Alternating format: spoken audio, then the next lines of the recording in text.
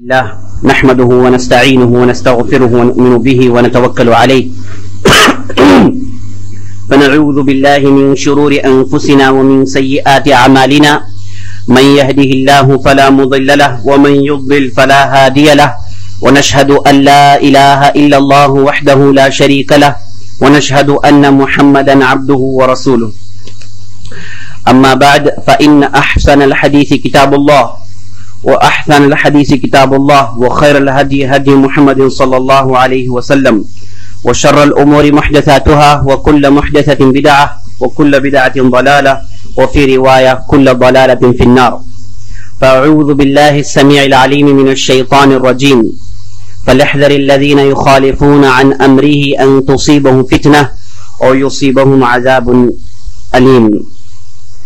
وقال تبارك وتعالى وما آتاكم الرسول فخذوه وما نهاكم عنه فانتهوا واتقوا الله إن الله شديد العقاب. صدق اللہ العظیم.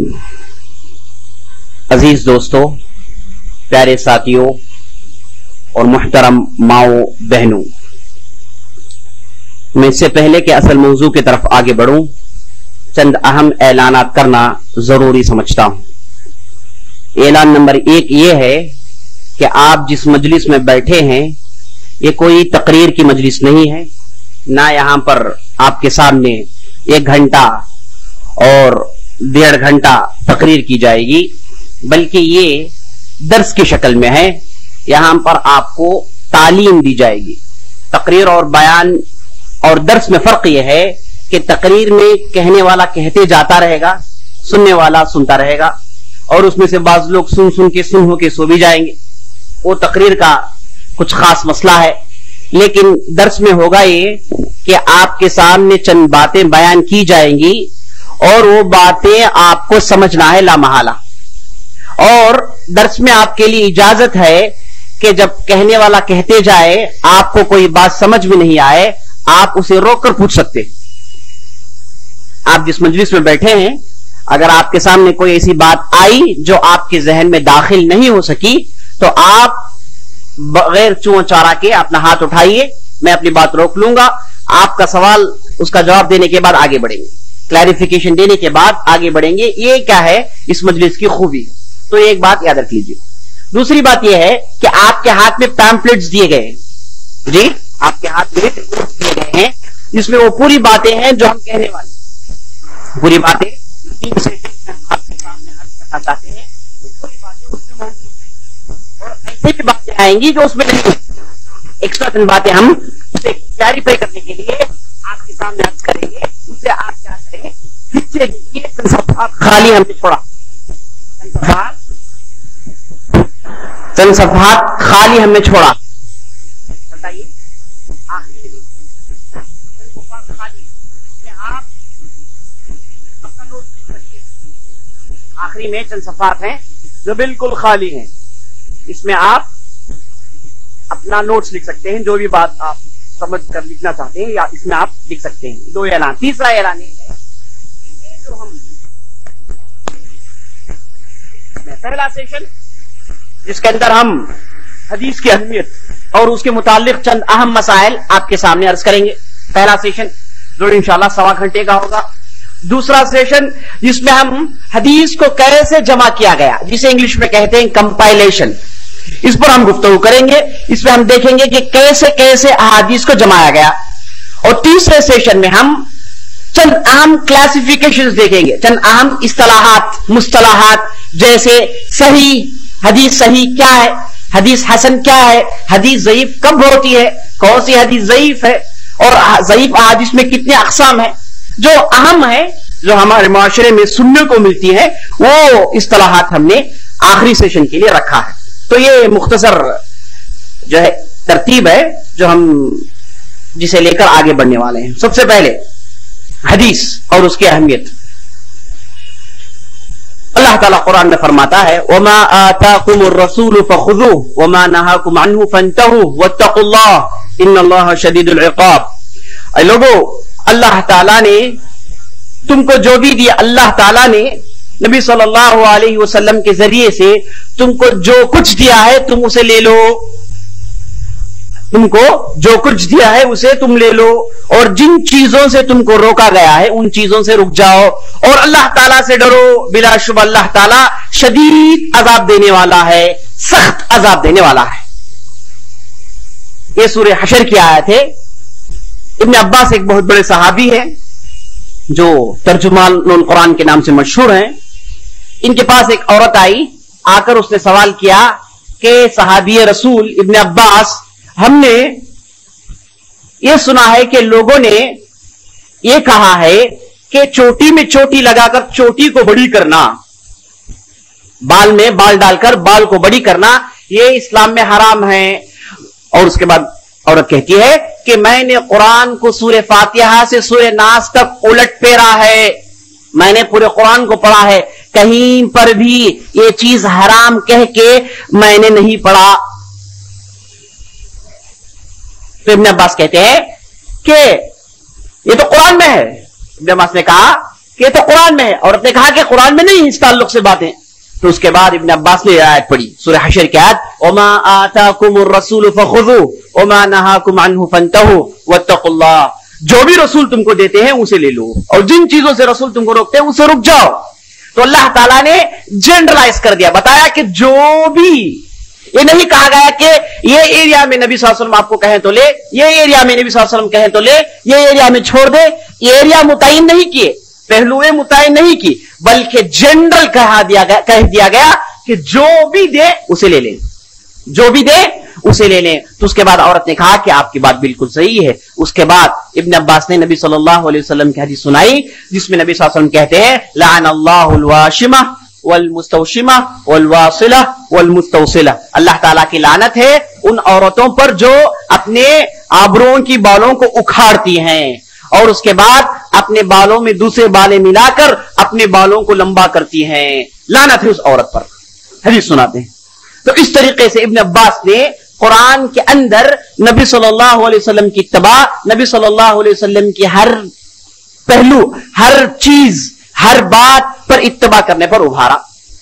कुरान में एक दूसरी आयत है जिसमें अल्लाह ताला कहता है, फल्यहज़रिल्लज़ीना युखालिफूना अन अम्रिही अन तुसीबहुम फितना औ युसीबहुम अज़ाबुन अलीम, उन लोगों को डर लेना चाहिए, वो लोग खबरदार हो जाएं जो नबी सल्लल्लाहु अलैहि वसल्लम के हुक्म की मुखालफत करते हैं। किन चीजों से डरना चाहिए कि उनको अल्लाह ताला की तरफ से अजाब आ लेगा और वो लोग फितने में मुब्तला हो जाएंगे।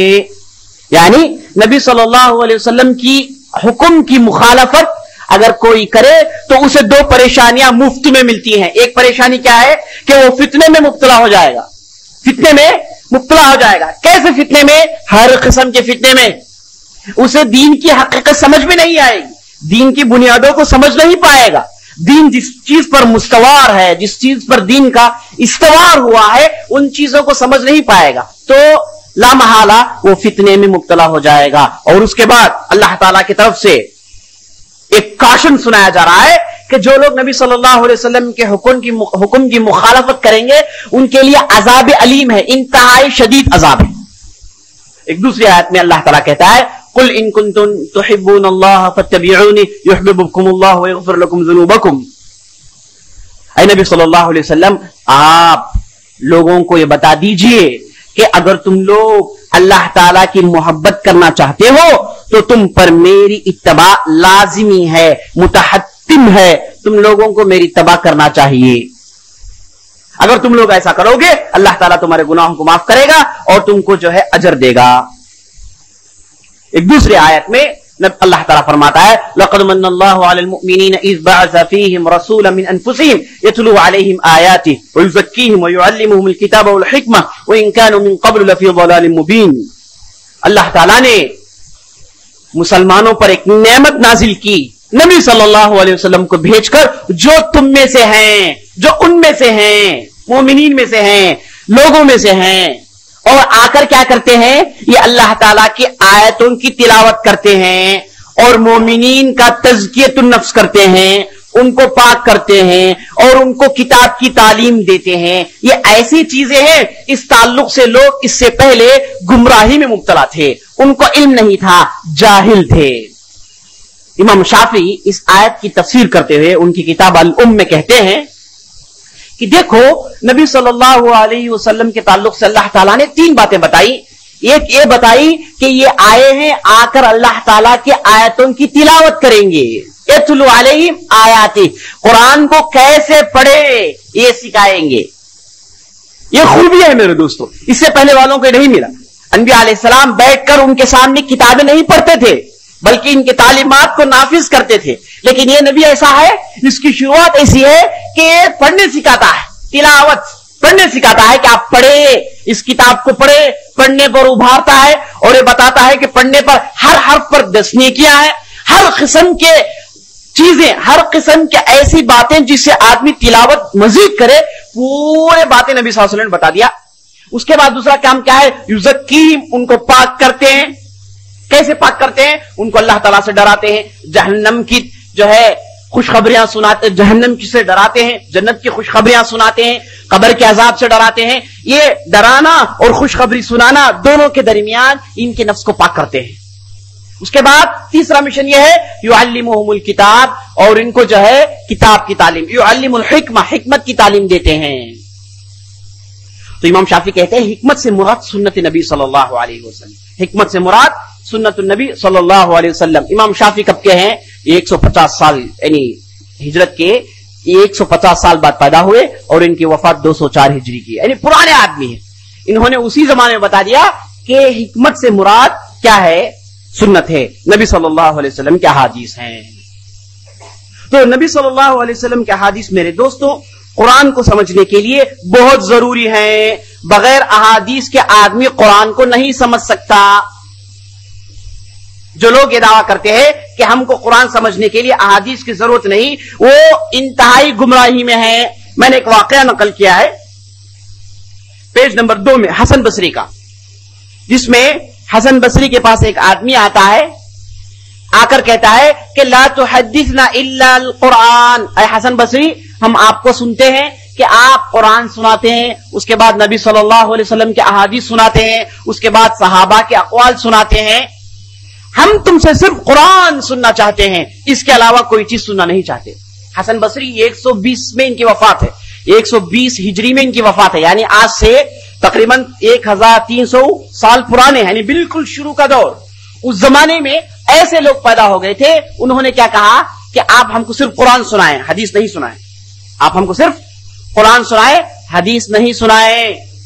تو حسن بصری نے ان سے پوچھا کہ اگر ایسی بات ہے تو مجھے یہ بتاؤ کہ قرآن میں ظہر کی 4 رکعت ہے بلکہ کہاں ہے, عصر کے 4 رکعت ہے, اس کا علم قرآن میں کہاں ہے, طواف کے 7 چکر ہیں, اس کا علم قرآن میں کہاں ہے, طواف کے بعد صحیح کا اور اس کے بعد جو ہے دوسرے مسائل کا, اس کا ذکر قرآن میں کہاں ہے.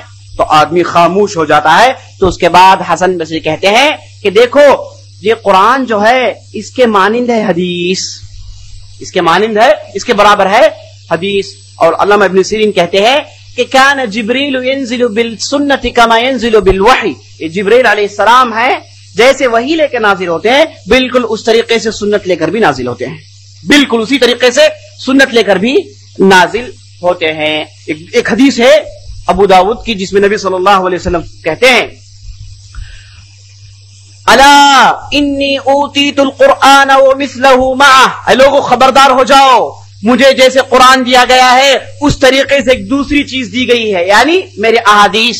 یوشک الا یوشک رجل شبعان على اریکته یقول علیکم بهذا القرآن وما وجدتم فيه من حلال فأحلوا وما وجدتم فيه من حرام فحرموا الا انما حرم رسول اللہ كما حرم اللہ. ابو داؤد, رواہ ابو داؤد.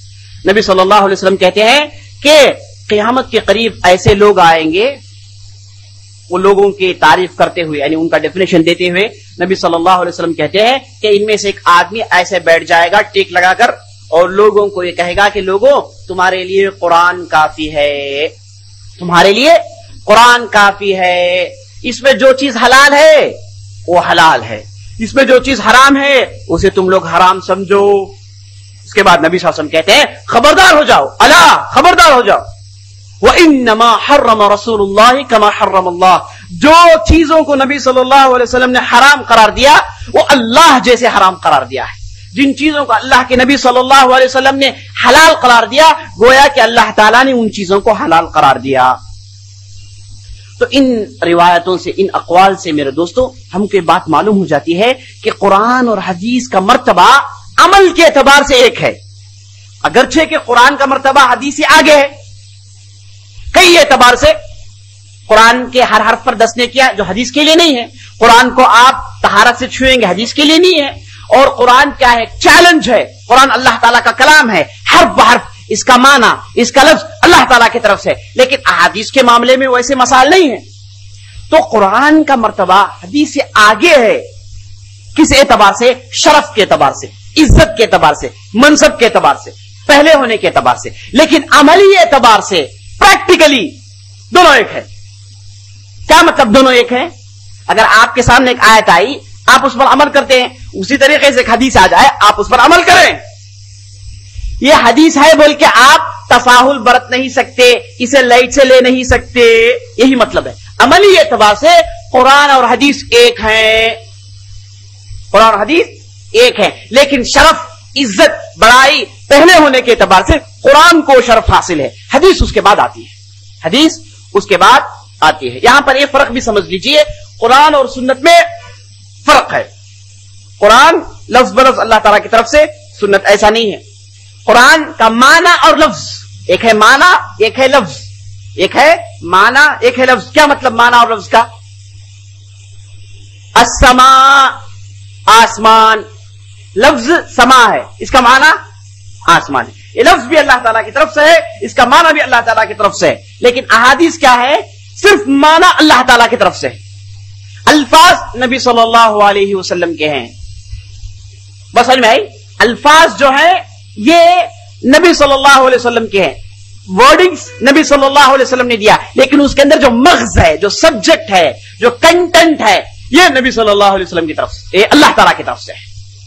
یہ قرآن اور حدیث میں فرق ہے۔ دوسرا فرق، قرآن اللہ تعالیٰ کلام ہونے کی وجہ سے ہر حرف میں نیکی ہے، لیکن حدیث کے لیے نیکیاں تو ہے لیکن ہر حرف میں 10 نیکیاں، اس کی گارنٹی نہیں ہے۔ اور اس کے بعد ایک تیسری چیز ہے، اسے کہتے ہیں حدیث قدسی۔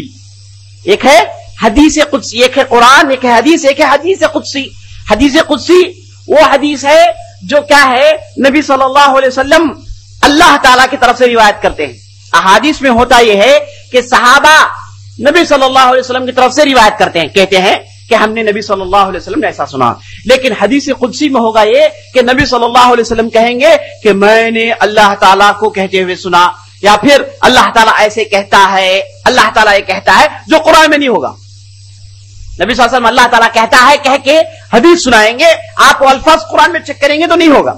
تو یہ الفاظ جو نبی صلی اللہ علیہ وسلم اللہ تعالیٰ کی طرف سے روایت کیے ہیں، یہ الفاظ میرے دوستوں حدیث قدسی کہی جاتی ہیں۔ پورے حدیث کے مجموعے میں تقریباً 150 ایسے احادیث ہیں جو حدیث قدسیہ ہیں، اور حدیث قدسی میں صحیح بھی ہیں، ضعیف بھی ہیں، حسن بھی ہیں۔ اور حدیث قدسی کیا ہے؟ حدیث قدسی کیا ہے؟ اس کا لفظ نبی صلی اللہ علیہ وسلم کی طرف سے ہے، معنی اللہ تعالیٰ کی طرف سے ہے، بالکل حدیث کے مانند۔ لیکن حدیث اور حدیث قدسی میں فرق یہ ہے کہ حدیث کے جو الفاظ ہیں یہ نبی صلی اللہ علیہ وسلم کی طرف سے ہے، معنی اللہ تعالیٰ کی طرف سے، اور اس کے بعد حدیث قدسی جو ہے یہ نبی صلی اللہ علیہ وسلم کا ہر بیان کرنا ہے، جس میں اللہ تعالیٰ کا ذکر نہیں کریں گے۔ واقعہ پیش آیا بیان کیے، کچھ مسئلہ پیش آیا فتوا دیے، کچھ مسئلہ جو ہے درپیش تھا اس کا حل پیش کیے، کچھ کر کر دکھائے، یہ سب حدیث میں آئے گا، نبی صلی اللہ علیہ وسلم کے کام بھی حدیث میں آ جائے گا۔ لیکن حدیث قدسی میں نبی صلی اللہ علیہ وسلم کہیں گے کہ اللہ تعالیٰ کی طرف سے ہے، یہ اللہ تعالیٰ نے کہا ہے، یہی فرق ہے۔ حدیث میں نبی صلی اللہ علیہ وسلم کے ایکشنز بھی داخل ہیں، نبی صلی اللہ علیہ وسلم کے ڈکلیریشنز بھی داخل ہیں، ابھی ہم دیکھیں گے ایکشنز ڈکلیریشنز کیا ہیں، نبی صلی اللہ علیہ وسلم کے اقوال بھی داخل ہیں، لیکن حدیث قدسی میں ہوگا کیا؟ نبی صلی اللہ علیہ وسلم کہیں گے کہ اللہ تعالیٰ نے ایسا کہا، بس اس میں نبی صلی اللہ علیہ وسلم کے ڈکلیریشن، نبی صلی اللہ علیہ وسلم کا ایکشن نہیں ہوگا۔ یہ چند اہم پوائنٹس یاد رکھیے۔ تو میرے دوستوں، یہ جو حدیث ہے سنت نبی صلی اللہ علیہ وسلم، اس کا مرتبہ شریعت میں عملی اعتبار سے قرآن کے برابر ہے، قرآن کے بالکل برابر ہے۔ حدیث کو آپ قرآن نہیں ہے بلکہ رد نہیں کر سکتے. حدیث پر بھی ویسے ہی عمل کریں گے جیسے آپ قرآن پر عمل کرتے ہیں. اسے اچھی طریقے سے سمجھ لیجیے. اور حدیث کو بھی اللہ تعالی نازل کیا ہے جیسے قرآن کو نازل کیا ہے. جیسے اللہ تعالیٰ سورہ نجم میں کہتا ہے وَمَا يَنطِقُ عَنِ الْهَوَىٰ إِنْ هُوَ إِلَّا وَحْيٌ يُوحَىٰ. یہ اپنے مرضی سے کچھ بھی نہیں کہتے, کچھ بھی اپنے مرضی سے نہیں کہتے. جو بھی کہتے ہیں یہ ہمارے طرف سے وہی ہے, یہ ہمارے طرف سے وہی ہے. تو اسے اچھی طریقے سے سمجھ لیجیے میرے دوست. اس کے بعد اب آگے بڑھیے, دیکھیں گے کہ حدیث کا مطلب کیا ہے. پہلے پیج اٹھائیے, واٹ از حدیث. پہلا پیج جس میں واٹ از حدیث. حدیث کیا ہے؟ لفظ حدیث کیا ہے؟ لفظ حدیث کا مطلب میرے دوستوں لغوی اعتبار سے, لینگویج کے اعتبار سے اس کا مطلب ہے نئی چیز. اس کا مطلب ہے نئی چیز, نیوز, یا پھر کوئی بھی نئی چیز جسے آپ نہیں جانتے وہ آپ کے سامنے آ جائے اسے کہتے ہیں حدیث. اسے کہتے ہیں حدیث. اور یہ حدیث اس معنی میں آج بھی استعمال میں ہے. آج بھی عرب حدیث جو ہے نئے چیز کو کہتے ہیں.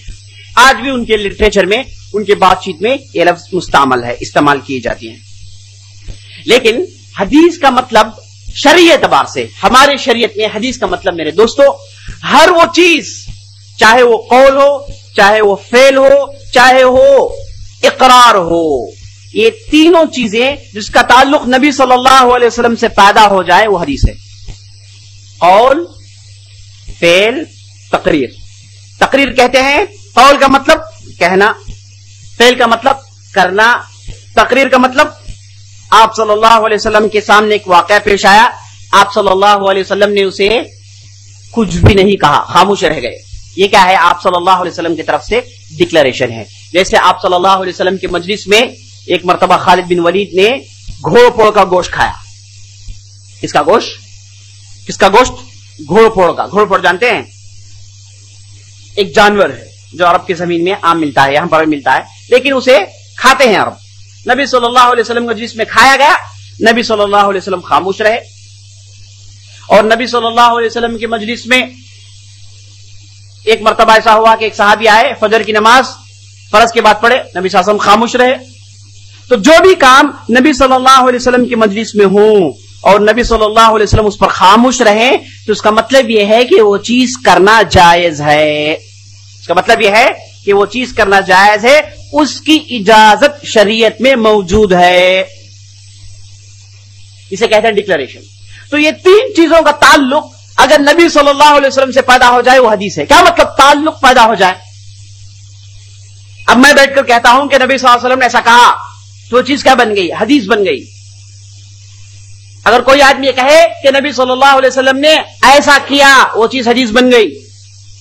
اگر کوئی یہ کہے کہ نبی صلی اللہ علیہ وسلم کے مجلس میں ایسا کیا گیا, نبی صلی اللہ علیہ وسلم خاموش رہے, وہ چیز حدیث بن گئی.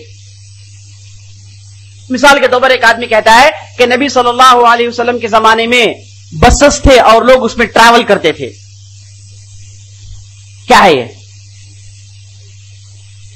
حدیث ہے نہیں ہے؟ حدیث ہے. یہ ڈیفینیشن کے اعتبار حدیث ہے. یہ اب صحیح ہے صحیح کا دوسرا مسئلہ. حدیث کیا ہے؟ جس چیز کا بھی تعلق نبی صلی اللہ علیہ وسلم سے پیدا کر دے وہ حدیث ہے.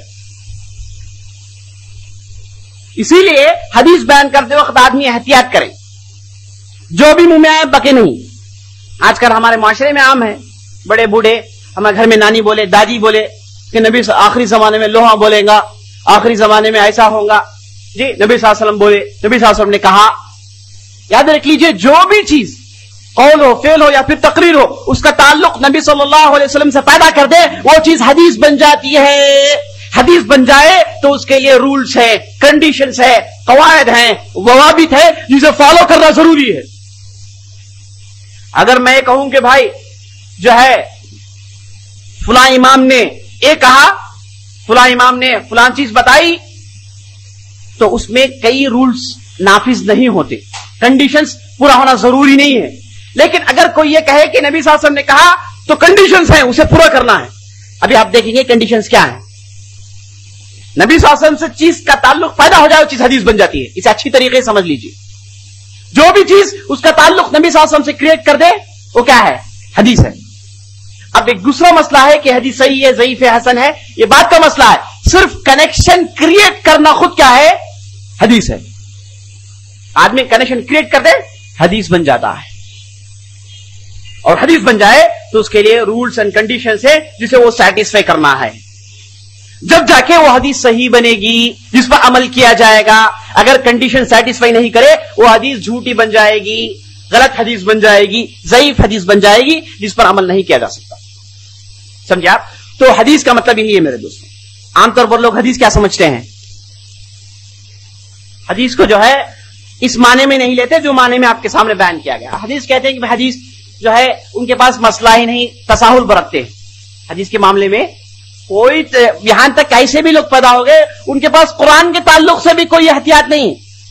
کچھ نہ کچھ کہہ کے یہ بھی قرآن میں ہے نا کہتے, کچھ نہ کچھ کہہ کے یہ بھی قرآن میں ہے نا بھائی, قرآن میں اللہ تعالیٰ ایسا بولا نا بھائی, کیا بھائی بولا, یہ اپنی طرف سے قصہ جی, یہ احتیاط نہیں ہے. تو میرے دوستوں اگر مسئلہ حدیث کا قرآن کا ہو جائے آدمی انتہائی احتیاط برتے ہیں. تو حدیث کا لغوی معنی ہے اور شرعی معنی ہے. لغوی معنی نئی چیز, لغوی معنی نئی چیز, اور شریعت میں اس کا معنی کیا ہے؟ قول, فعل, تقریر. نبی صلی اللہ علیہ وسلم کا کہنا, نبی صلی اللہ علیہ وسلم کا کرنا, نبی صلی اللہ علیہ وسلم کا کسی چیز کو ماننا. یہ تینوں چیزوں کا تعلق اگر کہنے والا نبی صلی اللہ علیہ وسلم سے اس کا تعلق پیدا کر دے وہ چیز حدیث بن جاتی ہے, وہ چیز حدیث بن جاتی ہے. اچھا, لغوی اور شرعی معنی میں تعلق ہے. دیکھیے لغوی معنی کیا ہے؟ نئی چیز. شرعی معنی کیا ہے؟ تین چیزوں کا نبی صلی اللہ علیہ وسلم تک تعلق پیدا کرنا. دونوں میں کنیکشن یہ ہے کہ نبی صلی اللہ علیہ وسلم کی ہر بات نہیں ہے. نبی صلی اللہ علیہ وسلم جو بھی حدیث بیان کرتے ہیں لوگوں کو معلوم نہیں تھا, اور نبی صلی اللہ علیہ وسلم جو بھی کام کرتے ہیں لوگوں کو معلوم نہیں تھا. تو وہ تمام چیزیں ان قوم کے لوگوں کے لیے, یعنی صحابہ اور دوسرے لوگوں کے لیے نہیں تھی, اس لیے ان لوگوں نے سے حدیث کہا, اس لیے انہوں نے سے حدیث کہا. اور حدیث کا لفظ قرآن میں کئی جگہ مستعمل ہے. کبھی اس قصے کو اللہ تعالیٰ نے حدیث کہا, کبھی قصے کو حدیث کہا, کبھی قرآن کو حدیث کہا. قرآن میں قرآن کو حدیث کہا گیا ہے. اِلَّمْ يُؤْمِنُوا بِهَذَا الْحَدِيثِ آسفا, یہ لوگ جو ہے قرآن پر اگر ایمان نہیں لائیں گے تو تکلیف اٹھانے والوں میں سے ہو جائیں گے. هَذَا الْحَدِيثِ, قرآن کو حدیث کہا گیا. قصے کو بھی حدیث کہتے ہیں, نئی بات کو بھی حدیث کہتے ہیں. تو لنگوسٹک اعتبار سے, لغوی اعتبار سے اس کا استعمال ڈفرنٹ جگہ ڈفرنٹ معنوں میں استعمال ہوا ہے. لیکن شریعت میں حدیث کا معنی وہ ہے جو آپ نے سنا. اس کے بعد حدیث کے بالکل حدیث جیسا ہی ایک دوسرا لفظ ہے جو ہماری شریعت میں اور ہمارے درمیان استعمال میں عام ہے. کیا ہے وہ؟ کیا ہے؟ سنت. حدیث سنت, قرآن حدیث, قرآن سنت. حدیث سنت ایک ہے ہمارے استعمال میں ہمارے پاس عام ہے.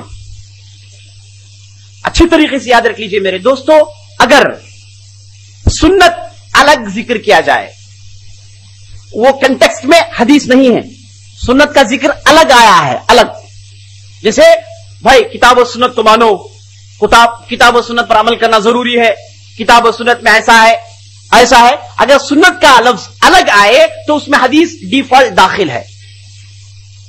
بس سمجھ میں, اگر سنت کا لفظ الگ ہے اس میں ڈیفالٹ حدیث داخل ہے. اسی طریقے سے حدیث الگ ہے اس میں سنت کا لفظ ڈیفالٹ داخل ہے.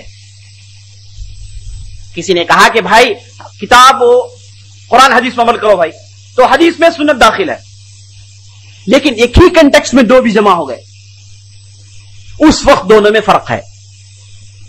ایک ہی لفظ میں, ایک ہی سیاق میں, ایک ہی کنٹیکسٹ میں, ایک ہی بات میں قرآن حدیث کو ذکر کیا گیا, ایک ہی جگہ دونوں کا ذکر آ گیا, مطلب سنت حدیث کا دونوں کے اندر فرق ہے. بس سمجھ نہیں آئی؟ اس کے جو ہے ڈفرنسز میں پیج نمبر 1 میں دیا ہوں, دیکھو 1, 2 اور 3. پہلا کیا ہے؟ دونوں مترادف ہیں. کیا مطلب مترادف؟ حدیث کہہ کے سنت مراد لے سکتے ہیں, سنت کہہ کے حدیث مراد لے سکتے ہیں. یہ کب حدیث کا الگ ذکر آیا, سنت کا الگ ذکر آیا, اس وقت کیا ہے؟ سنت میں حدیث داخل ہے, حدیث میں سنت داخل ہے, دونوں ایک ہی معنی میں ہیں, لیکن ایک ہی کنٹیکسٹ میں دونوں آ گئے. یا پھر آپ تحقیق کرنا چاہے, دیکھنا چاہے کہ بھائی دونوں میں فرق ہے یا نہیں ہے, ویسی صورت میں دونوں میں فرق ہے. پہلا فرق کیا ہے؟ سنت بدعت کی مخالفت ہے، سنت بدعت کی ضد ہے، حدیث بدعت کی ضد نہیں ہے. بات سمجھ میں آئی؟ بدعت سنت کی ضد ہے. بھائی یہ چیز سنت نہیں ہے، وہ چیز کیا ہے؟ بدعت. یہ بدعت ہے تو مطلب کیا ہے؟ یہ چیز سنت نہیں ہے. لیکن حدیث کے معاملے میں وہ نہیں چلے گا. یہ نہیں کہہ سکتے کہ بھائی یہ چیز حدیث نہیں ہے تو بدعت ہو گئی، یہ نہیں کہہ سکتے. سمجھے آپ؟ سنت یہ نبی صلی اللہ علیہ وسلم کے کام، نبی صلی اللہ علیہ وسلم کے دور میں جو بھی ہوا، یہاں تک کہ خلفاء راشدین کے دور میں جو بھی ہوا، یہ سب کو ملا کے سنت کہتے ہیں. اسی لیے نبی صلی اللہ علیہ وسلم حدیث میں کیا کہتے ہیں؟ اوصیکم بتقوی اللہ عز وجل وسمع الطاعۃ ان تأمر علیکم عبد حبشی فإنہ من یعش منکم فسیرى اختلافا کثیرا فعلیکم بسنتی وسنت الخلفاء الراشدین المہدیین عضوا علیہا بالنواجذ ایاکم ومحدثات الامور وکل محدثۃ بدعہ رواہ ابو داؤد. نبی صلی اللہ علیہ وسلم کہتے ہیں کہ اگر تم پر ایک حبشی غلام بھی امیر بنا دیا جائے، اس کی تم لوگ اتباع کرو. اس کے بعد نبی صلی اللہ علیہ وسلم کہتے ہیں تم پر میری سنت اور خلفائے راشدین کی سنت واجب ہے. اسے اپنے کونچلیوں سے دبا کر پکڑو. اپنے کونچلی یعنی یہ دانتوں کو، کیونکہ یہ دانت سے اگر آدمی کچھ بھی پکڑے چھوٹتا نہیں. یہاں تک کہتے ہیں کہ آدمی دانت پکڑ کے اکیلا لٹک سکتا ہے ایک رسی میں، اتنی قوت ہے اس میں. تو نبی صلی اللہ علیہ وسلم کہتے ہیں عضوا علیہا بالنواجذ، آپ لوگ ان کونچلیوں کے ذریعے سے یہ دو چیزوں کو دم تھامے رکھو. یعنی کیا؟ میری سنت اور خلفاء راشدین کی سنت. تو خلفاء راشدین کے لیے بھی نبی صلی اللہ علیہ وسلم کیا لفظ استعمال کر رہے ہیں؟ سنت کا لفظ استعمال کرتے ہیں. تو سنت کیا ہے؟ جنرل معنی ہے. نبی صلی اللہ علیہ وسلم کے دور میں جو بھی ہوا اور خلفاء راشدین کے دور میں جو بھی ہوا، یہ دونوں چیزوں کو ملا کر سنت کہتے ہیں. لیکن حدیث کیا ہے؟ صرف نبی صلی اللہ علیہ وسلم کا قول، نبی صلی اللہ علیہ وسلم کا فعل، نبی صلی اللہ علیہ وسلم کی تقریر، نبی صلی اللہ علیہ وسلم کا اقرار کرنا، نبی صلی اللہ علیہ وسلم کا ڈکلیریشن کرنا. یہ تین چیزیں کیا ہے؟ حدیث ہے. بس سمجھ میں ابو بکر نے ایسا کیا، یہ سنت ہے، حدیث ہے. ابو بکر نے اپنے زمانے میں جو لوگ زکات نہیں دیے ان کے خلاف جہاد لڑے، یہ سنت ہے یا پھر حدیث ہے؟ سنت ہے. نبی صلی اللہ علیہ وسلم نے حضرت عمر کو انجیل کے صحیفے پڑھنے سے روکا، یہ کیا ہے؟ حدیث. سمجھے آپ؟ تو حدیث کیا ہے؟ تین چیزوں کا تعلق نبی صلی اللہ علیہ وسلم سے پیدا کرنا، یہ حدیث ہے. سنت کیا ہے؟ جنرل ہے، اس میں حدیث بھی داخل ہے اور اس کے بعد کیا ہے؟ دوسرے چیزوں بھی داخل ہیں، خلفاء راشدین کی سنت بھی داخل ہے. سمجھے آپ؟ مثال کے طور پر ایک صحابی کہتے ہیں کہ بھائی سنت کا طریقہ ایسے نہیں. کیا مطلب؟ جیسے ابن عباس کے تعلق سے آتا ہے، ابن عباس نے کہا سنت میں سے یہ ہے کہ اگر کوئی آدمی سفر کرے، سنت میں سے لفظ کیا ہے؟ من السنتی. سنت میں سے یہ ہے کہ اگر کوئی آدمی سفر کر کر کسی بستی میں جائے اور وہاں پر وہ نماز پڑھنا چاہتا ہے، لیکن نماز پڑھتے وقت اسے بستی والا ایک امام مل گیا، بستی والے امام کے پیچھے نماز پڑھے تو پوری نماز پڑھے. اگر اکیلا پڑھے تو 2 رکعت پڑھے. اکیلا پڑھے تو 2 رکعت پڑھے. سفر کر کے آدمی گیا، مسافر کے لیے قصر کرنا جائز ہے، 2 رکعت پڑھ سکتا ہے. ظہر عصر 2 رکعت پڑھ سکتا ہے، عشاء 2 رکعت پڑھ سکتا ہے. لیکن کہتے کیا ہیں؟ اگر بستی والے امام کے پیچھے پڑھے ویسی صورت میں پوری نماز پڑھے، 4 رکعت پڑھے، امام جو پڑھائے گا پڑھے. یہ سنت میں سے ہے. یہ کیا ہے؟ سنت میں سے ہے. یہ کیا ہے؟ حدیث نہیں بیان کیے. یہ نہیں کہا کہ نبی صلی اللہ علیہ وسلم نے ایسا کہا، نبی صلی اللہ علیہ وسلم نے ایسا کیا، نبی صلی اللہ علیہ وسلم نے ان چیز کو مانا. بتائے کہ سنت میں سے ہے، بتائے کہ سنت میں سے ہے. تو معلوم یہ ہوا کہ ایسے بھی باتیں ہو سکتی ہیں جو صحابہ بغیر حدیث کے بیان کریں گے، جو نبی صلی اللہ علیہ وسلم کے زمانے میں عام ٹرینڈ تھا، عمل میں تھا، جو حدیث کی شکل میں ہمارے پاس نہیں آئی. نبی صلی اللہ علیہ وسلم نے ایسا کیا، نبی صلی اللہ علیہ وسلم نے ایسا کہا، نبی صلی اللہ علیہ وسلم نے ایسے چیز کو مانا، لفظوں سے نہیں آیا ہے. لیکن صحابی کہتے ہیں کہ سنت میں سے ہے. مطلب کیا ہے؟ نبی صلی اللہ علیہ وسلم کے زمانے میں ایسا ہی ہوتا تھا. नबी सल्लल्लाहु अलैहि वसल्लम के जमाने में ऐसा ही होता था। जैसे एक मसला पेश आया, एक सहाबी के पास एक आदमी आकर पूछा कि सहाबी रसूल, ऊन का जो थूक है ये क्या ताहिर है या फिर नजीस है? ऊन का जो थूक है ये ताहिर है या नजीस है? क्या मतलब, अगर मेरे कपड़े में लग जाए क्या मैं उसमें नमाज पढ़ सकता हूं या फिर मुझे बाकायदा धोना पड़ेगा?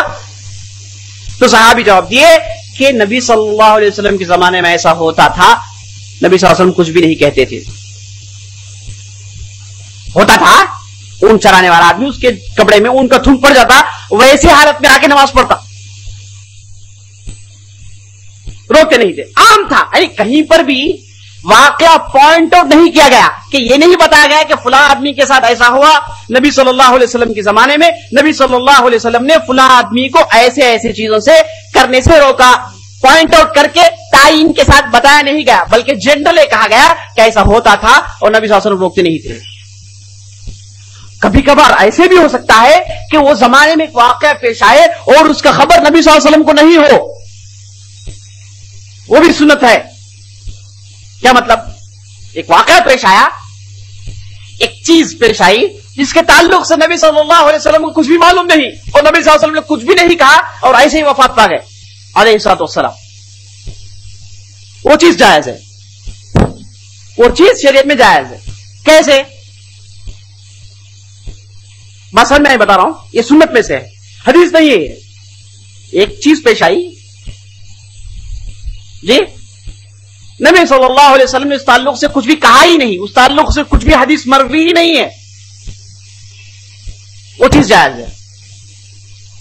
हदीस में नहीं है लेकिन सुन्नत में से है। मिसाल के तौर पर एक एग्जाम्पल, सेकेंड फ्लोर में थर्ड फ्लोर में रहना जायज ही नहीं है। हालांकि नबी सल्लल्लाहु अलैहि वसल्लम के जमाने में फर्स्ट फ्लोर सेकेंड फ्लोर थे, लेकिन कहीं पर भी नबी सल्लल्लाहु अलैहि वसल्लम के अल्फाज या फिर इस ताल्लुक से कोई सहाबी पूछे है, ऐसा कुछ भी नहीं मिलता। वो चीज जायज, वो चीज जायज, क्योंकि नबी सल्लल्लाहु अलैहि वसल्लम का मिशन क्या है, किस लिए आए? उम्मत को, सारी उम्मत को ये बताने के लिए आए कि भाई अल्लाह ही की इबादत करें। हर खैर, हर अच्छाई जिसमें उम्मत को फायदा हो नबी सल्लल्लाहु अलैहि वसल्लम ने बता दिया, और जिन चीजों को रोकना चाहिए उन चीजों से रोक दिया। अच्छाइयों के ताल्लुक से बता दिया, जिन चीजों से रोकना था उनसे रोक दिया। यही मिशन है नबी सल्लल्लाहु अलैहि वसल्लम का। इसके अलावा जितनी भी चीजें तो तुम्हारे लिए मुबाह हैं, जायज हैं। अगर मुबाह चीजों को, जायज चीजों को गिनने बैठे तो नबी सल्लल्लाहु अलैहि वसल्लम 100 साल के लिए रहना पड़ेगा, 200 साल के लिए रहना पड़ेगा, लंबी लिस्ट हो जाएगी। तो नबी सल्लल्लाहु अलैहि वसल्लम आए, इबादत कैसे करना है, जो अच्छाई है वो बता दिए, इबादत क्या है बता दिए, और उसके बाद जो चीजें हराम है उसे बता दिए। बस, उसके अलावा पूरी चीजें जायज हैं आपके लिए। हराम चीजों से रुक जाओ, इबादत करने का तरीका बता दिए। उसके अलावा जो भी आपके प्रैक्टिस में है, जो भी आपके रोजमर्रा जिंदगी में है, जिसे रोका नहीं गया, वो चीज आपके लिए हलाल है। बस समझ में आई? आप माइक इस्तेमाल करते हैं, जुब्बा पहने, टोपी पहने, ग्लास लगाए, मोबाइल फोन रखे, करंट इस्तेमाल करते हैं, इसकी क्या दलील भाई? कब बताया नबी सल्लल्लाहु अलैहि वसल्लम हदीस में कि आप फोन इस्तेमाल कर सकते हैं? ये चीज आपके ट्रेंड में है, जायज है। नबी सल्लल्लाहु अलैहि वसल्लम आए हराम चीजों को बताने के लिए, अगर ये चीज हराम होती बता देते।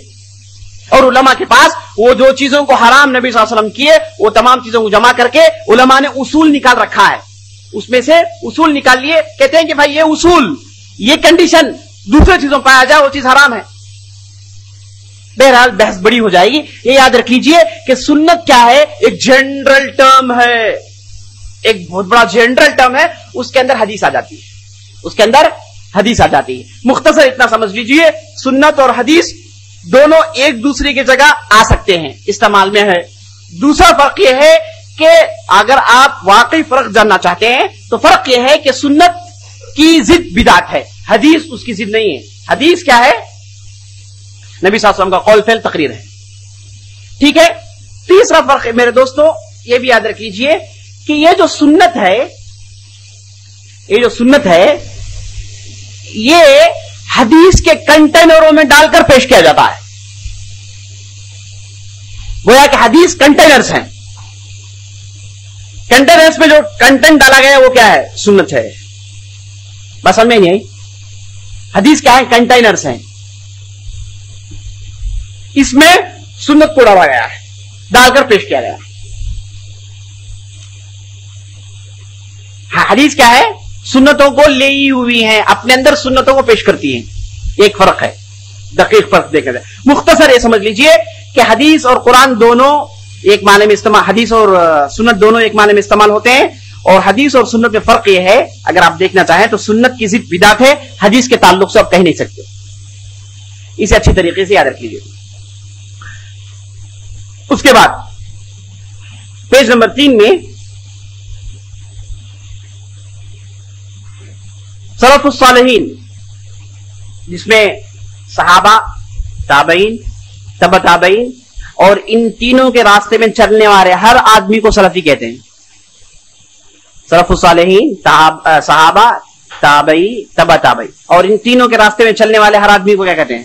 سلف الصالحین کہتے ہیں. تو سلف الصالحین نے یہ احادیث سے کیسے اہتمام برتا، یہ اہم موضوع ہے. یہ بہت اہم موضوع ہے کہ صحابہ نے اس حدیث میں کیسے اہتمام برتا، کیسے اس تعلق سے محنت کیے. جیسے ایک حدیث میں آتا ہے کہ دیکھیے صحابہ کیسے سنت پر عمل کرتے تھے. ایک مرتبہ نبی صلی اللہ علیہ وسلم انگوٹھی پہنے، چند دنوں کے بعد انگوٹھی نکال کر پھینک دیے.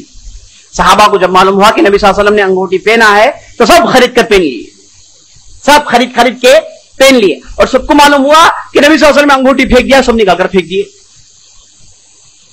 سنت کا اتنا اہتمام. ایک صحابی جن کا نام عبداللہ بن رواحہ، ایک مرتبہ مسجد کو آ رہے تھے، نبی صلی اللہ علیہ وسلم خطبہ دے رہے تھے، مسجد کے باہر یہ آواز پہنچتی ہے کہ بیٹھ جاؤ.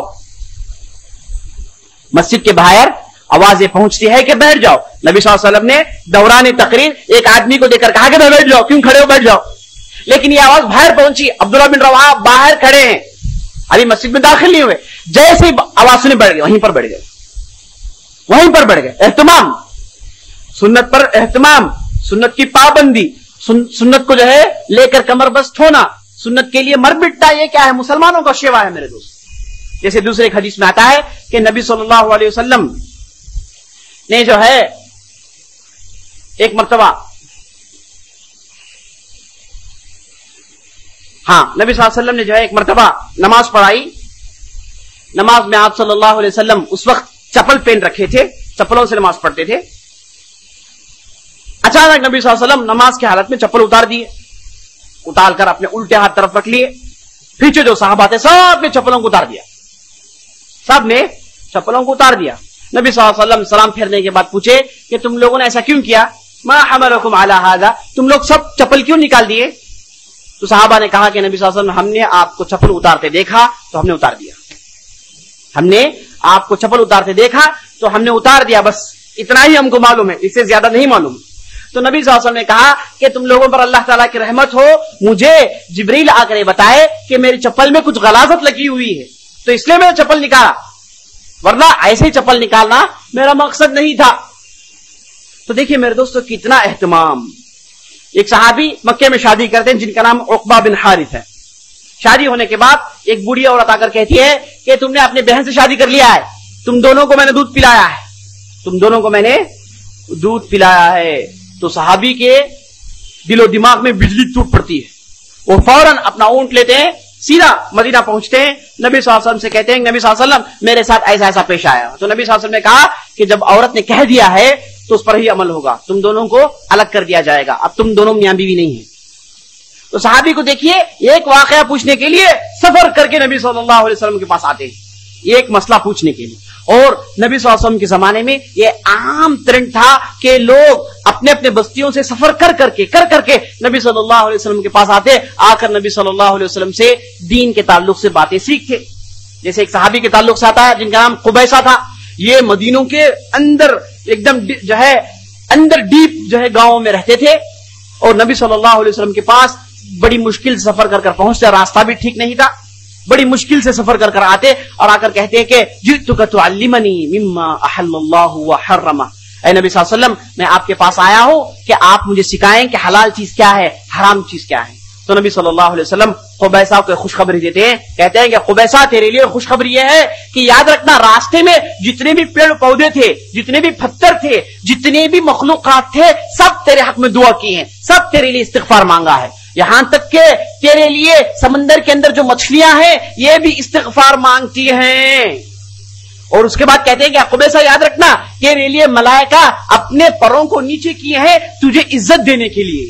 نبی صلی اللہ علیہ وسلم ڈھیر سارے خوشخبریاں سناتے ہیں۔ تو ایسے عام ترین تھا کہ صحابہ سفر کر کر کر نبی صلی اللہ علیہ وسلم کے پاس آتے اور تعلیم حاصل کرتے، اور یہاں تک مسئلہ پہنچ گیا کہ 70 سے 75 کی ایک بہت بڑی تعداد، جن کو اصحاب صفہ کہتے ہیں، یہ لوگ احادیث سیکھنے کے لیے اپنے آپ کو ڈیڈیکیٹ کر دیے۔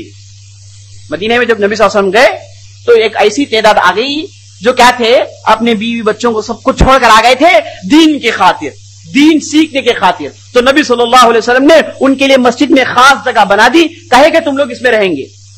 تو یہ جو جگہ تھی جس میں 70 سے 75 لوگ رہتے تھے، جو کیا تھے، صرف نبی صلی اللہ علیہ وسلم کی زندگی کو دیکھتے، بس نبی صلی اللہ علیہ وسلم کیا کرتے ہیں، کیا کھاتے ہیں، کیا پیتے ہیں، لوگوں سے کیسے معاملات کرتے ہیں، بیویاں کے پاس کب کب جاتے ہیں اور ان کا وقت کیا ہے، نماز کے لیے کب نکلتے ہیں، جہاد کے لیے کیسے نکلتے ہیں، کیا کیا کپڑے پہنتے ہیں، کن کن گھوڑے میں سواری کیا، کن کن اونٹ پہ سواری کیے، کیا کیا تلوار استعمال کرتے تھے، کیسے کیسے الفاظ تھے، سب کو ریکارڈ کرتے تھے، سب۔ اور یہی مجلس سے، یہی مدرسے سے کون نکلے ہیں، ابو ہریرہ، یہی مدرسے سے کون نکلے ہیں، انس بن مالک، یہی مدرسے سے کون نکلے ہیں، ابو موسیٰ اشعری، یہی مدرسے سے بڑے بڑے لوگ نکلے جو آگے چل کے سنت کی حفاظت کی، سب یہی مدرسے سے ان کا تعلق تھا۔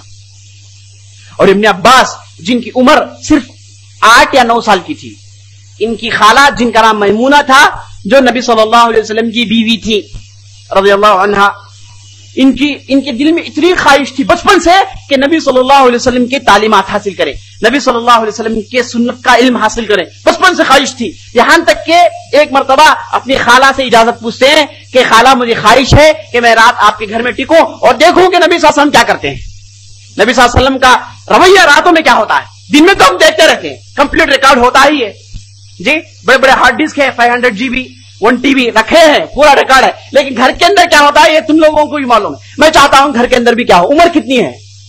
8 اور 9 سال۔ جذبہ دیکھیے میرے دوست۔ اور نبی صلی اللہ علیہ وسلم کی جو ہے حجرے میں چلے جاتے ہیں اور گھر میں جا کے لیٹ جاتے ہیں۔ نبی صلی اللہ علیہ وسلم آتے ہیں، پوچھتے ہیں کہ من ھذا الغلام، یہ لڑکا، چھوٹا لڑکا کون ہے؟ تو میمونہ کہتی ہیں کہ ابن عباس ہیں، عبداللہ ہیں۔ نبی صلی اللہ علیہ وسلم بہت خوش ہو جاتے ہیں۔ اس کے بعد جو ہے نبی صلی اللہ علیہ وسلم آتے ہیں، عبداللہ سوئے ہوئے ہیں، لیکن اصل میں سوئے نہیں، نبی صلی اللہ علیہ وسلم کی حرکت کو نوٹ کر رہے ہیں، دیکھ رہے ہیں کہ نبی صلی اللہ علیہ وسلم کیا کر رہے ہیں۔ نبی صلی اللہ علیہ وسلم آتے ہیں گھر میں، اپنے بیوی سے تھوڑی دیر بات کرتے ہیں، اس کے بعد کھاتے ہیں، اس کے بعد تھوڑی دیر نماز پڑھتے ہیں، نماز پڑھنے کے بعد اپنے بستر میں جاتے ہیں، بستر میں جانے کے بعد بہت دیر تک اذکار پڑھتے رہتے ہیں، بہت دیر تک اذکار پڑھتے رہتے ہیں۔ ابن عباس پورے اذکار سناتے ہیں کہ میں نے نبی صلی اللہ علیہ وسلم سے سنا، صرف ایک رات، صرف دیکھیے ریکارڈ دیکھیے کیسا ہے، صرف ایک رات ساتھ رہے۔ ابن عباس کہتے ہیں کہ مجھے پوری چیزیں یاد ہیں جو نبی صلی اللہ علیہ وسلم اس رات پڑھے، نبی صلی اللہ علیہ وسلم سورہ ملک پڑھے، نبی صلی اللہ علیہ وسلم سے واقعہ پڑھے، نبی صلی اللہ علیہ وسلم فلاں سورت پڑھے، نبی صلی اللہ علیہ وسلم فلاں اذکار پڑھے، سب ابن عباس کو ریکارڈ ہو رہا، ابن عباس اسے محفوظ کیے ہوئے ہیں۔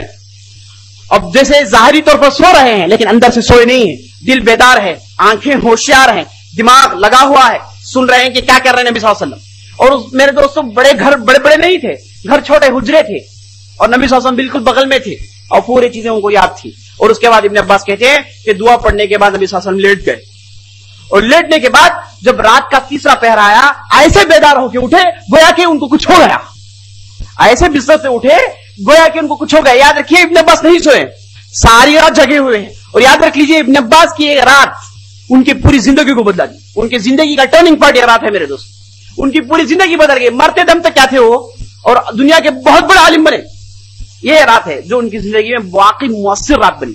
پھر سوئے ہوئے ہیں، ظاہری طور پر اندر سے جاگے ہوئے ہیں، دیکھ رہے ہیں کہ نبی صلی اللہ علیہ وسلم کیا کر رہے ہیں۔ جب رات کا تیسرا پہر آیا، آپ صلی اللہ علیہ وسلم بھڑک کر اٹھے گویا کہ کچھ ہو گیا، اٹھے، نبی صلی اللہ علیہ وسلم دوڑ کر گئے۔ ابن عباس کو معلوم تھا کہ نبی صلی اللہ علیہ وسلم یہ وقت اٹھیں گے اور وضو کرنے کے لیے باہر آئیں گے، تو ابن عباس نے ایک لوٹے میں پانی جمع کیا اور باہر رکھ دیا۔ باہر آ کر دیکھے نبی صلی اللہ علیہ وسلم لوٹے میں پانی رکھا ہوا ہے۔ ابن نبی صلی اللہ علیہ وسلم پوچھے کہ کون رکھا پانی؟ تو ان کی بیوی کہتے ہیں کہ ابن عباس جو لیٹا ہوا ہے اس نے رکھا ہے۔ تو نبی صلی اللہ علیہ وسلم کہتے ہیں اللہم علمہ التأویل اللہم فقہہ فی الدین، اے اللہ ابن عباس کو دین کی فقہ دے، اے اللہ ابن عباس کو دین کی تعویل دے. میرے دوست دعا کا اثر اتنا ہوا کہ ابن عباس نے خوارج جیسے فتنے کو بھسم کر دیا. خوارج کا بڑا فتنہ نکلا تھا جس میں 16,000 سے زیادہ لوگ مرتد ہونے کے قریب تھے. سب صحیح عقیدے کو چھوڑ کر خوارج یہ عقیدہ اختیار کر لیے. ابن عباس جا کر ان کے درمیان دو تقریر کرتے ہیں 10,000 آدمی کو لے کر آ جاتے ہیں. 2 تقریر. یہ فقہ، دین کا فقہ، دین کی سمجھ جو ہے غیر معمولی اللہ تعالیٰ نے کو دیا تھا. یہ نبی صلی اللہ علیہ وسلم کی دعا تھی. اس کے بعد ابن عباس کہتے ہیں کہ جب نبی صلی اللہ علیہ وسلم اٹھے تو نبی صلی اللہ علیہ وسلم سورہ آل عمران کی آیت پڑھے، ان فی خلق السماوات والارض واختلاف اللیل والنہار لآیات لأولی الالباب. یہ پوری آیتیں پڑھے. سورہ آل عمران کی اکثر آیتیں پڑھے. سورہ بقرہ کے جو ہے اکثر آیتیں پڑھے. اٹھنے کے بعد اس کے بعد وضو کیے، اس کے بعد نماز کے لیے کھڑے ہو گئے. ایسا معلوم ہوتا ہے کہ گویا کہ ایک عمود ہے، پلر ہے جو اللہ تعالیٰ کے بارگاہ میں کھڑے ہو گئے. اور اس کے بعد ابن عباس جب دیکھے کہ نبی صلی اللہ علیہ وسلم نماز پڑھ رہے ہیں تو جا کر بازو کھڑے ہو گئے. لیکن کھڑے ہوئے نبی صلی اللہ علیہ وسلم کے الٹے ہاتھ طرف. نبی صلی اللہ علیہ وسلم نے ان کے کان کو پکڑا، تھوڑی دیر کے لیے ملا اور اس کے بعد کھینچ کر اپنے سیدھے ہاتھ طرف کھڑا لیے. اور اس کے بعد نبی صلی اللہ علیہ وسلم نماز پڑھے. تو اس طریقے سے میرے دوستوں صحابہ کے پاس جذبہ احادیث کو سننے کا، احادیث کی حفاظت کا کیسا جذبہ تھا. دیکھیے غیر معمولی جذبہ، غیر معمولی جذبہ. تو اس طریقے سے صحابہ نے نبی صلی اللہ علیہ وسلم کے حدیث کو محفوظ کیا. اس کے بعد جب تابعین کا دور آیا، صحابہ کے بعد جب تابعین کا دور آیا، ان لوگوں نے حدیث کے ساتھ کچھ خاص معاملہ کیا. پیج نمبر 3 میں آخری میں دیکھیے کہ ان لوگوں نے سیکنڈ ایرا، ان دس ایرا دا حدیث are safe guarded in 4 forms. تابعین کا جب دور آیا تو ان لوگوں نے صحابہ کے جو ایکٹیویٹیز تھے اس میں 4 ایکٹیویٹیز کو ایکسٹرا ایڈ کی. کیا ایکٹیویٹیز؟ بائی میمورائزنگ، حفظ کرتے تھے. جیسے قرآن حفظ کرتے رہے بیٹھ کے، ویسے احادیث کو حفظ کرتے تھے. اسے کیسے سیو کیا گیا، کیسے کمپائل کیا گیا، آگے آئے گی بات. اب صرف ہم یہ دیکھ رہے ہیں کہ صحابہ نے، تابعین، تبع تابعین نے حدیث کے ساتھ کیا سلوک کیا، کیا اہتمام تھا، اور اس میں ہمارے لیے کیا نصیحت. اور ہم کو بھی ایسے اہتمام برتنا چاہیے. ہم کو بھی سنتوں کے ساتھ یہ دلچسپی، یہ لگاؤ اور سنت کے لیے مر مٹنے کا جذبہ ہمارے اندر ہونا چاہیے. یاد رکھ لیجیے، اگر کسی امت کے پاس سنت پر جذبہ، سنت کی حفاظت کی خواہش، سنت کی حفاظت کا جذبہ، سنت کے لیے مر مٹنے کا جذبہ پیدا ہو جائے، یاد رکھ لیجیے وہ امت فلاح پائے گی، وہ امت ہمیشہ جیتی رہے گی. ٹھیک ہے. تو تابعین کے دور میں سنت کے ساتھ حفاظت کیسے کی گئی؟ سب سے پہلے حفظ کیا گیا. جیسے احادیث قرآن کو حفظ کرتے تھے ویسے تابعین احادیث کو حفظ کرنا شروع کیے. اس کے بعد تابعین کے دور میں سند کا سسٹم شروع کیا گیا. سند کا سسٹم کیا مطلب؟ سند کا سسٹم صحابہ کے زمانے میں اور تابعین کے شروع کے زمانے میں ہوتا یہ تھا کہ جو بھی باتیں سنائی جاتی نبی صلی اللہ علیہ وسلم کے تعلق سے سب سنتے. نبی صلی اللہ علیہ وسلم نے ایسا کہا، مان لیے. نبی صلی اللہ علیہ وسلم نے ایسا کیا، مان لیے. کیا ہے؟ نبی صلی اللہ علیہ وسلم کے تعلق سے جھوٹ بولنے والے نہیں تھے، اس لیے کیا ہے جو بھی کہا گیا مان لیے. لیکن جب تابعین کا دور شروع ہوا تو کئی ایسے دجال پیدا ہو گئے جو کیا کیے، نبی صلی اللہ علیہ وسلم کا نام لے کر گھڑنا شروع کیے. تو کیا ہوا؟ تابعین نے سند کا سسٹم ایجاد کیا. کیا مطلب؟ آپ نے کہا ہے تو اسے کس سے سنا؟ وہ کہیں گے کہ میں نے فلاں آدمی سنا. وہ آدمی نے کسے سنا؟ اگر یہ سلسلہ معتبر لوگوں کا ہے، ایسے لوگوں کا ہے جسے علماء جانتے ہیں، وہ سند کو قبولتے ہیں، وہ بات کو قبولتے ہیں. اگر یہ سلسلہ معتبر نہیں ہے، نیا آدمی آیا ہے، ایسا آدمی آیا ہے جس کے تعلق سے کوئی خیر کی بات ہم نے نہیں سنا، اس بات کو رد کر دیں گے. تو سند کا سسٹم ایجاد ہوا. تفصیل سے باتیں بعد میں آئیں گی. اس کے بعد اسی دور میں ہوا یہ کہ جو لوگ جن کا تعلق حدیث سے پیدا ہو جائے ان کی زندگیاں ریکارڈ کرنا شروع کر لیے. فلاں آدمی حدیث بیان کرتا ہے، وہ کون ہے؟ وہ آدمی کا نام عمران ہے. کس بستی سے تعلق ہے، کہاں پیدا ہوا، اس کے استاد کون ہے، اس نے کس سے تعلیم حاصل کی، یہ پورا پروفائل، یہ چیزیں حفظ کرنا شروع کی. یہ صحابہ کے زمانے میں نہیں تھا، یہ صحابہ کے زمانے میں نہیں تھا، بعد کے زمانے میں شروع ہوا. اس کے بعد 4th پوائنٹ تابعین کے زمانے میں کیا ہوا کہ یہ بکس کی شکل میں لکھا جانا شروع کر دیا گیا. لکھنا شروع کر دیے، بکس کے شکل میں لکھتے تھے، یعنی باقاعدہ کتابیں نہیں، 40 پیج، 30 پیج، 20 پیج، جس میں احادیث تھے. یہ 4 چیزیں کب شروع ہوئی؟ تابعین کے دور. تابعین کون ہے؟ صحابہ کے بعد جو لوگ صحابہ سے علم حاصل کیے، जो लोग नबी सल्लल्लाहु अलैहि वसल्लम को नहीं देखे, सिर्फ सहाबा से इल्म हासिल किए, लोग ताबई हैं। और सहाबी कौन है? हर वो आदमी हालत ईमान में नबी सल्लल्लाहु अलैहि वसल्लम को देखा हो और हालत ईमान में वफात पाया हो, यह आदमी क्या है? सहाबी हैं, अगरचे कि एक मर्तबा ही क्यों ना हो। अच्छा, अंधे हो तो देखे नहीं ना, सहाबी। अंधे हैं, सहाबी। मुराद क्या है? सुना हो, मालूम हो कि नबी सल्लल्लाहु अलैहि वसल्लम मौजूद हैं, तो ए मुराद है। ठीक है। उसके बाद इस तरीके से मेरे दोस्तों हिफाजत किया गया, ऐसी हिफाजत आप तस्वीर नहीं कर सकते। लोगों के सीनों में महफूज है, लोगों के सीनों में महफूज है। लोगों को बताया गया कि भाई देखो नबी सल्लल्लाहु अलैहि वसल्लम के हादीस हैं, इसके साथ एहतमाम बरतो। सहाबा अपने शागिर्दों को उभारते थे, ताबईन अपने शागिर्दों को उभारते थे। गोया कि एक मजबूत आर्मी पैदा हो गई, मजबूत उलमा का एक ग्रोह पैदा हो गया, जो क्या है, अपने आप को अहादीस के लिए डेडिकेट कर दिए। देखिए ना मेरे दोस्तों, नबी सल्लल्लाहु अलैहि वसल्लम के अहादीस का हिफाजत, हादीस की हिफाजत कैसे की गई। और अल्लाह ताला ने कुरान में कहा, इन्ना नहनु नज़्ज़लना ज़िक्रा व इन्ना लहु लहाफ़िज़ून, हमने इस कुरान को नाज़िल किया, हम इसकी हिफाजत करने वाले हैं। तो अल्लाह ताला ने ऐसे हिफाजत की, ऐसे लोगों को पैदा किया जो क्या है, मुख्तलिफ तरीके से नबी सल्लल्लाहु अलैहि वसल्लम के हदीस की हिफाजत करते हैं। और उसके बाद ताबईन के दौर में सफरों का सिलसिला, इसे कहते हैं अर्रहला फी तलब हदीस, हदीस हासिल करने के लिए सफर का सिलसिला एक अलग कॉन्सेप्ट है मेरे दोस्तों।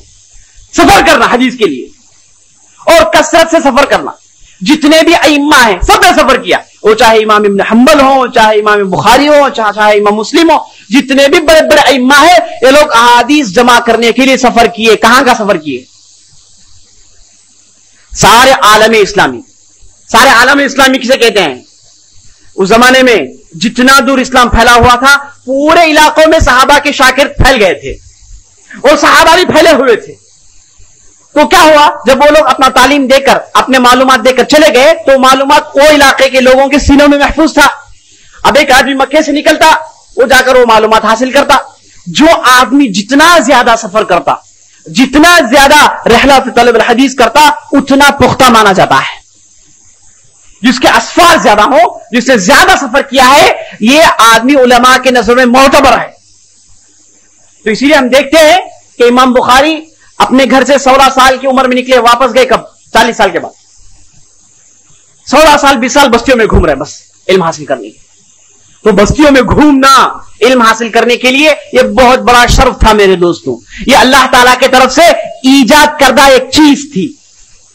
आजकल आपके पास क्या है, मुख्तलिफ टेक्नोलॉजीज हैं। आप इधर बैठकर अमेरिका से बात कर सकते हैं, इधर बैठकर दुनिया के उस पार हवाई आइलैंड में जो भी है उनसे आप गुफ्तगू कर सकते हैं। लेकिन उस जमाने में नहीं था, और इल्म फैला हुआ है। कैसे उसे अक्यूमुलेट करें, कैसे उसे जमा करें? तो ऐसे लोग पैदा हुए जो अपने आप को सफर में डेडिकेट कर लिए, सफर करते थे बस। एक दो वाकया बयान करके ये सेशन खत्म करता हूं। एक वाकया है जिसे खतीब अल बगदादी ने अपनी किताब तक़ीदुल इल्म में जिक्र किया है। एक बहुत बड़े मुहद्दिस थे, उनका नाम अल मुअम्मिल बिन इस्माइल, अल मुअम्मिल बिन इस्माइल। एक मर्तबा मजलिस में बैठे हुए थे, एक आदमी आकर कुरान के बाद सूरतों की फजीलत बयान किया, बाद सूरतों की फजीलत बयान किया, जो बातें इनके लिए नई थी।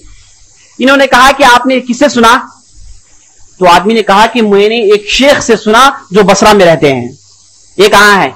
ये समझिए कि कुफा में। कहते हैं कि वो बसरा में है। बसरा में एक शेख है, उनसे मैंने ये फजीलत सुनी।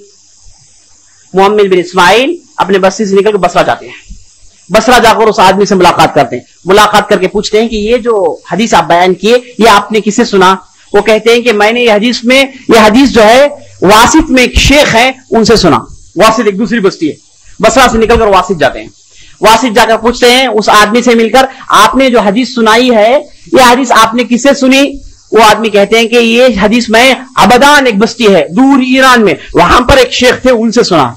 सफर कर अबदान जाते हैं, जाकर उस शेख से मुलाकात करते हैं और शेख से मुलाकात करके पूछते हैं कि ये हदीस जो आपने बयान की, ये किसे आपने सुना? तो शेख कहते हैं कि मैंने जो है एक ऐसे आदमी सुना जो क्या है, सूफी है, उसके हलका जमा रखा है, उसकी बस्ती है दूर, वहां मैंने सुना। तो मुअम्मिल बिन इस्माइल उस आदमी को लेकर उस शेख के पास पहुंचते हैं। शेख के पास जाकर पूछते हैं कि हदीस आपने बयान किया, आपने किससे सुना? शेख क्या थे? खरे जाहिल थे। उन्होंने कहा कि यह हदीस जो है असल में नहीं है, जो है मैंने देखा लोगों को कि लोग कुरान को छोड़कर अहादीस में बिजी हो गए हैं, इसलिए मैंने अपनी तरफ से एक हदीस इंट्रोड्यूस करके मशहूर कर दिया है। ये हदीस मैंने अपनी तरफ से इंट्रोड्यूस किया है, मैंने इस हदीस को वज़ा किया है, फैब्रिकेट किया है, फैब्रिकेट करके मशहूर किया है ताकि लोग कुरान पढ़ें। देखिए, सफर करने से मालूम होगा कि हदीस क्या है, ज़ईफ है, मौजू है। अगर सफर नहीं करते नहीं मालूम होता। तो सफर का आम होना मेरे दोस्त। एक दूसरा वाकया है शुअबा बिन हुज्जाज का। एक उनके शाकिर थे, उनका नाम अल बिजली था। शुअबा बिन हुज्जाज बहुत बड़े मुहद्दिस है, कूफे में रहने वाले बहुत बड़े मुहद्दिस हैं। इनके शाकिर, उनका नाम था बिजली।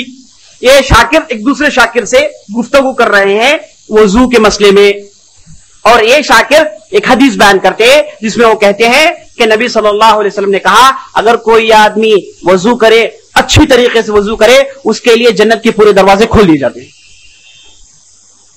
शुअबा बिन हुज्जाज जो हदीस सुन रहे थे बाहर आते हैं, आकर अपने शाकिर को एक छांटा लगाते हैं, खींच के छांटा पैर।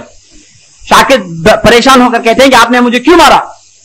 तो शुअबा बिन हुज्जाज ने कहा कि तुमने जो हदीस की सनद जो बयान की थी, तुमने कहा हदसना इब्राहिम अन अब्दुल्लाह बिन अता अन उक़बा बिन आमिर अन नबी सल्लल्लाहु अलैहि वसल्लम। यहां पर अब्दुल्लाह बिन अता और उक़बा बिन आमिर, ये दो सनदों में दो रावियों का जिक्र तुमने किया, ये दोनों ने मुलाकात नहीं किया है, ये मेरा इल्म है। कौन कहते हैं? शुअबा बिन हुज्जाज जो अंदर बैठ के काम कर रहे थे, बाहर की गुफ्तगू सुन रहे थे, बाहर निकल कर आकर सनद बयान करके और कहते हैं कि दो दो रावी जो जिक्र किए, ये दोनों रावी मुलाकात नहीं किए हैं। उक़बा बिन आमिर और अब्दुल्लाह बिन अता दोनों में मुलाकात नहीं है, तो हदीस ज़ईफ है, तुम हदीस कैसे बयान कर सकते हो? इसलिए मैंने तुमको छांटा मारा। शाकिर को गुस्सा आता है, कहते हैं दोनों में मुलाकात है, दोनों ने मुलाकात की है। उस्ताद को गुस्सा आता है, कहते हैं नहीं दोनों ने मुलाकात नहीं की है मेरे इल्म के मुताबिक। शाकिर कहते हैं नहीं दोनों ने मुलाकात की है। तो जब गुफ्तगू चल रही थी, एक तीसरे शेख आते हैं जिनका नाम मिसआर बिन खिदाम। वो शेख आकर कहते हैं कि तुम लोग क्यों झगड़ते हो? उक़बा बिन आमिर मक्के में जिंदे हैं, जाकर उनसे पूछ लो। शुअबा बिन हुज्जाज उसी स्पॉट पर निकल जाते हैं मक्के को, वहीं से गुफ्तगू खत्म हुई, निकल गए मक्के को, सीधा मक्का पहुंचते हैं। मक्का पहुंचने के बाद उक़बा बिन आमिर से मुलाकात करते हैं। मुलाकात करके पूछते हैं कि उक़बा बिन आमिर, आपने हदीस किससे सुनी? उक़बा बिन आमिर कहते हैं कि हदीस मैंने बसरा में साद बिन इब्राहिम से सुना है, साद बिन इब्राहिम से सुना है। तो शुअबा बिन हुज्जाज जो थे, मक्का जो गए थे, उनको मालूम था कि मक्के का हज का मौका है, अब इमाम मालिक आएंगे और इमाम मालिक और साद इब्राहिम में दोस्ती है। इमाम मालिक और साद इब्राहिम में बिन इब्राहिम में दोस्ती है। इमाम मालिक से पूछ लेता हूं, इंतजार करते हैं लेकिन हज के लिए नहीं आते हो। उसके बाद होता यह है कि वो मक्का से निकलकर बसरा पहुंचे साद बिन इब्राहिम से मुलाकात करने के लिए। साद बिन इब्राहिम कहते हैं कि मैंने ये रिवायत ज़ियाद बिन हौशब नामी एक शख्स है जो कहां है, बसरा में, उनसे ये ज़ियाद बिन जो है बसरा नामी जिक्र करते हैं, वहां पर है, उनसे मैंने हदीस सुना है। वहां से सफर करके फिर बसरा आते हैं। बसरा आने के बाद जो है ज़ियाद से मुलाकात करते हैं। मुलाकात करके पूछते हैं कि आपने हदीस कहां से सुना? ज़ियाद कहते हैं कि मैंने हदीस उस आदमी से सुना जिसका नाम अल मुहासबी है, जो कूफे में रहता है। शुअबा बिन हुज्जाज कूफे से निकल कर आए, फिर के फिर कूफा में बात खत्म हो रही। शुअबा बिन हुज्जाज कहते हैं कि कूफे में जितने भी बड़े बड़े मुहद्दिस हैं, सब के नाम मैं जानता हूं, और ये जो मुहासबी जो आप बता रहे हैं, ये हदीस, ये आदमी हमारे पास मोतबर नहीं है, लिहाजा हदीस ज़ईफ है। देखिए कैसे सफर करते थे। सफर करने के बाद इनको सही इल्म मालूम होता था। तो मेरे दोस्तों, सफर का कॉन्सेप्ट पैदा हो गया। तकरीबन 200-300 साल तक ये चीज छाई रही। लोग कसरत से सफर किए। जैसे एक बहुत बड़े ताबी के ताल्लुक से आता, जिनका नाम मुफद्दल बिन फुदाला, वो कहते हैं कि मैंने सफर इतना किया कि मुझे खून के पेशाब होने लगे, उतना सफर किया हूं मैं। एक दूसरे कहते हैं कि मैं 40 साल तक सिर्फ सफर करता रहा, बस्तियों में जाएं और मशाइख से मुलाकात करें और इल्म हासिल करते रहें। मेरे दोस्तों, ये सफरों के जरिए से पूरे इल्म को जमा कर दिया गया, उलमा के सीने में जमा कर दिया गया। तो इससे मालूम होता है कि ताबीन के पास, तबा ताबीन के पास, उसके बाद के दौर के लोगों के पास हदीस का कितना बड़ा मर्तबा था, हदीस के कितना बड़ा जो है उनके दिल में एक एहसास था और कैसा जज्बा था उनके सीनों में कि जिसके बुनियाद पर वो हदीस को जमा करते फिरते थे। बस ये बात खत्म करके ये मजलिस खत्म होती है इंशाअल्लाह।